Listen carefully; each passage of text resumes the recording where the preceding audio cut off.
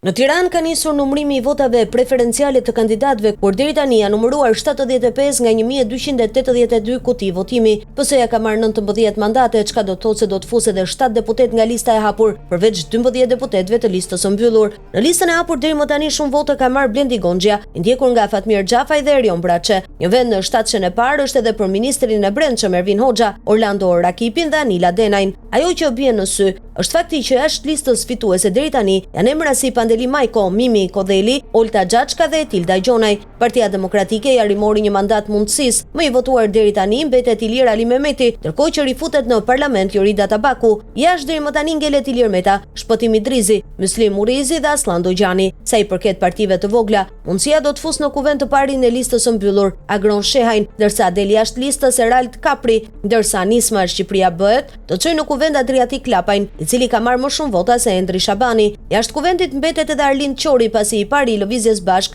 është Redi Muçi, ndërsa PSD-ja do të çojë në kuvend të parën e listës së mbyllur Albana Pëllumbi.